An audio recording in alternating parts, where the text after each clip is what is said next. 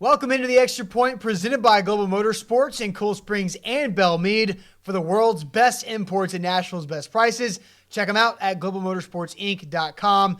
And today, Zach, Willie Taggart from South Florida, former Western Kentucky head coach, got the Oregon job. But we're not talking about Willie Taggart. We're not necessarily talking about Oregon, but PJ Fleck. What does it say about PJ Fleck that the Western Michigan coach has not landed a new job yet? I think the first thing that it says is he's not ready.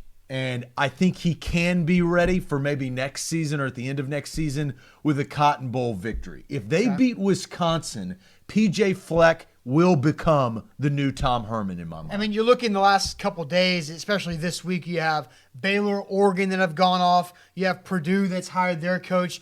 PJ Fleck has missed on Houston. He's not involved there. Obviously wasn't involved at Texas or LSU in those coaching searches.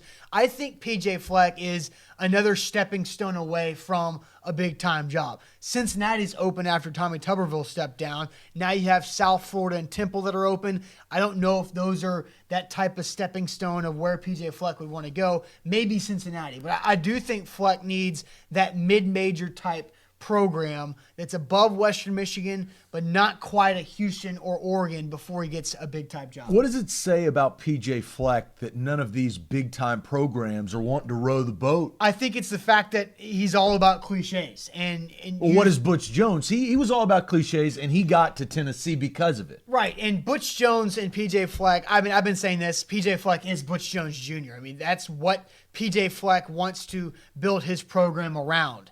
And I just think that gets tired after a while. And does a big-time program really want to go pay a lot of money to a guy who's just going to spit cliche and create mantras all over the place? If he can win, people will want him. If he wins the Cotton Bowl, look for PJ Fleck to be the next great coach. The problem is he's very, very young. Like Tom Herman had been around the block. He was offensive coordinator for the national champion Ohio State Buckeyes. Sure. So he had that experience. PJ Fleck really hasn't. And I do believe he needs a stepping stone, but if he wins the Cotton Bowl next year, that's all we're going to be talking about is where is PJ Fleck going to be going? And I'll keep doubting. That's been the Extra Point presented by Global Motorsports on A to Z Sports Nashville.com. He wants to row the boat.